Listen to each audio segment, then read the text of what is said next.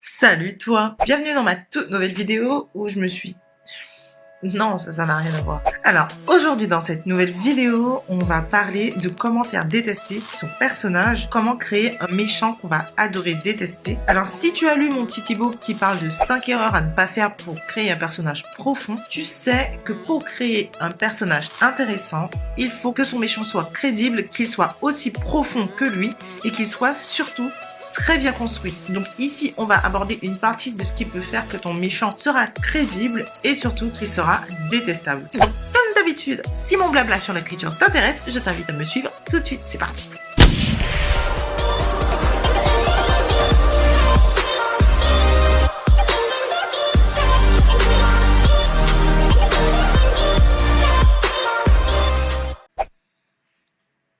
Hello! Donc aujourd'hui, on va aborder un sujet qui ne me passionne pas tant que ça, mais qui pour moi est quand même super important. Comment faire détester son personnage? Donc on l'a quand même déjà abordé à sens inverse dans la précédente vidéo qui parle de 10 secrets pour faire apprécier son personnage. Ouais, je crois que c'est ça.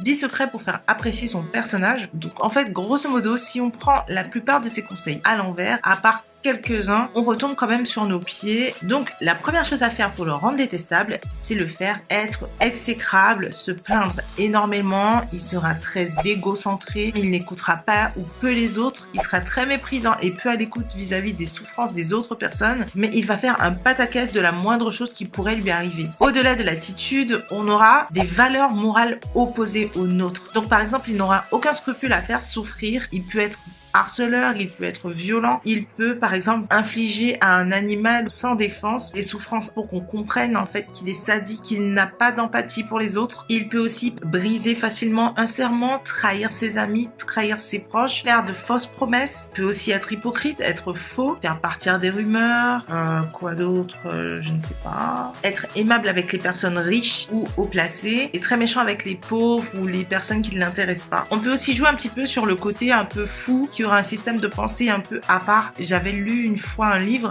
qui parlait d'un homme qui battait sa femme et qui donnait vraiment des raisons de penser qu'il avait le droit et même raison de frapper sa femme parce qu'elle méritait une correction. Et donc ce type de personnage, on ne peut clairement pas s'y attacher. On est vraiment à la fois très intrigué et très révolté par leur système de pensée. Parler de ça me permet de faire une petite transition. Je pense qu'un bon méchant est persuadé qu'il a raison dans sa façon d'agir et il va être persuadé que cette façon-là, c'est la bonne et qu'il a raison de le faire et que les autres sont dans le faux. Donc pour en revenir à ce que je disais, l'excentricité, la folie, une façon de penser un peu bancale, tout ça va faire qu'on ne pourra pas s'attacher au personnage. Un truc que j'adore, en tout cas que je retrouve dans les méchants que je préfère, c'est qu'ils sont super intelligents. Au-delà du fait qu'ils soient dangereux, c'est sa façon de manipuler les autres qui sera vraiment frustrante.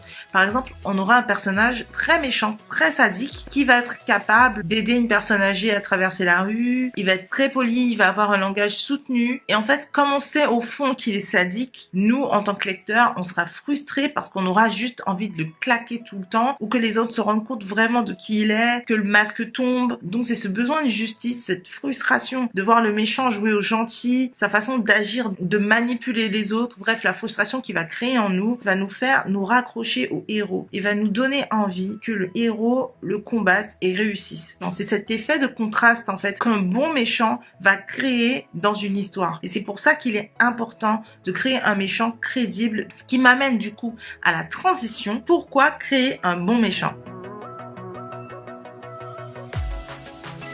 Comme je vous l'ai dit, l'effet de contraste, c'est simple. En bref, le fait de détester le méchant à travers le fait qu'il fasse souffrir les autres va nous faire miser sur le héros. Et c'est pour ça qu'il est important de créer un méchant crédible, de créer un méchant aussi construit que notre personnage principal parce qu'il faut qu'il ait un adversaire crédible, un adversaire qui soit suffisamment flippant pour qu'on se dise qu'il est vraiment en danger parce qu'on aura peur pour le héros et en même temps on aura envie qu'il gagne. Et ça en fait, ce mélange de tissu d'émotions là que le méchant seul peut créer toucher et qui va nous faire du coup nous attacher aux gentils. Je le dis encore une fois dans mon petit livret 5 erreurs à ne pas faire pour créer un personnage profond. Le héros et son antagoniste sont deux faces d'une même pièce. L'un ne peut pas aller sans l'autre. Alors bien sûr, il y a des histoires où il n'y a pas de méchant humain ou de méchant physique. Le méchant sera plutôt matérialisé dans les blocages qu'a le personnage lui-même ou alors une situation externe comme un ouragan va venir entraver la route du héros. Il n'empêche que lorsque le méchant est humain et tangible et doué d'un système de pensée, alors c'est ce méchant qui va venir entraver la route du héros, qui va l'empêcher d'atteindre son objectif. Et c'est grâce au méchant que le héros va se dépasser, va se découvrir, va vivre les aventures qu'il vit. Donc le méchant doit être aussi bien construit que le gentil. Donc bref, pour la faire courte, pour créer un personnage détestable, il faut qu'il soit opposé à nos valeurs morales, il faut qu'il ait une attitude exécrable, égocentrique. Vous pouvez également le faire excentrique, qu'il soit persuadé d'être dans le vrai et d'agir pour la bonne cause, d'être du bon côté. Et bien sûr, j'ai oublié de conclure sur le pourquoi est-ce qu'on crée un méchant crédible. Eh bien, il faut un bon méchant pour, comme je vous l'ai répété au moins 2 fois dans la vidéo, pour créer cet effet de contraste qui nous fera nous accrocher encore plus au héros. Et c'est ça qui va donner sa dimension à l'histoire, qui va faire porter un message beaucoup plus puissant. Vous imaginez quand même la platitude d'une histoire où le héros vit une intrigue sans aucun obstacle. Le héros veut aller libérer la princesse en haut de la tour. Il y va gaiement, ouvre la porte, monte les escaliers, récupère la princesse, l'embrasse et la fin de l'histoire. Ils vécurent heureux et eurent beaucoup d'enfants.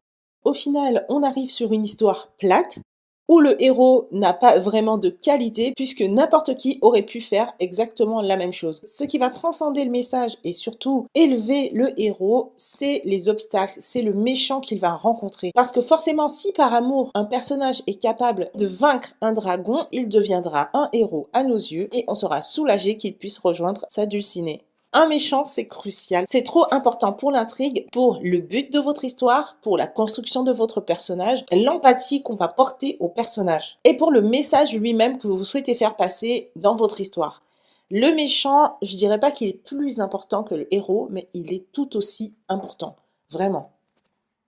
Donc voilà les gens, la vidéo est terminée. J'espère qu'elle vous aura plu. Elle était plutôt courte. Je vous dis, je n'étais pas inspirée pour celle-ci. Je pense que la prochaine, je vais la kiffer parce que ça fait des mois que j'y pense. J'abuse un peu. Ça fait des semaines déjà. Je pense que je vais faire une vidéo sur You parce que pour moi, ça a été une révélation. C'est la première fois que j'ai pu observer et noter comment faire apprécier un méchant. Franchement, je crois que de tous les livres que j'ai pu lire ou de toutes les séries que j'ai pu regarder, j'ai déjà eu des anti-héros, mais là, c'est la première fois que j'arrive à apprécier un méchant. Donc, je pense qu'il est intéressant d'étudier cette série et je vais vous expliquer comment est-ce que l'auteur de You a fait pour qu'on apprécie un psychopathe. Et du coup, j'ai une question pour vous, pour ceux qui sont sur le groupe. Selon vous, comment est-ce qu'on fait apprécier un psychopathe? Ah, parce que justement, j'en ai pas parlé dans cette vidéo. D'ailleurs, du coup, la vidéo, elle continue. Pour pouvoir faire un personnage méchant, entrer dans les bonnes grâces du lecteur, expliquer un peu le passé du personnage, permet d'entrevoir un petit peu sa folie, de comprendre, d'empâtir. Il faut expliquer ce qui a fait qu'il en arrive là, pourquoi il pense comme ça, qu'est-ce qui fait qu'aujourd'hui il pense que c'est normal d'agir comme ça, etc. Le truc, c'est que... Le truc, c'est que...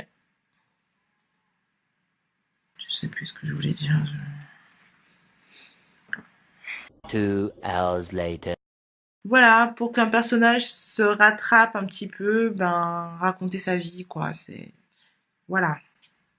Non, en vrai, ce que je voulais dire et que j'ai complètement zappé pendant que je tournais la vidéo, c'est que raconter la vie de son personnage, son passé et le pourquoi il en est là aujourd'hui, ça ne suffit pas à créer l'empathie du lecteur. Ça fonctionne quelques minutes, mais ensuite, si le personnage est trop méchant et que les valeurs morales sont trop différentes, le lecteur va empâtir, mais il ne pourra pas l'apprécier pour autant. Donc dans la prochaine vidéo, on verra comment l'auteur de You, Caroline Kepnes, a fait pour faire apprécier Joe, un parfait psychopathe, dans You, toutes les techniques qu'elle a utilisées. Et en plus, ce sont des techniques super simples que vous pourrez vous-même utiliser dans vos histoires. Donc voilà les gens, cette fois-ci c'est vraiment terminé. J'espère qu'elle vous aura plu. N'hésitez pas à la liker, n'hésitez pas à me le dire, ça me fait super plaisir. Vous pouvez me joindre. Non. Vous pouvez me retrouver sur les réseaux sociaux. N'hésitez pas à rejoindre mon groupe Petite Plume. Que vous dire de plus? Rien. Je vous dis à la prochaine pour une autre vidéo. Ciao!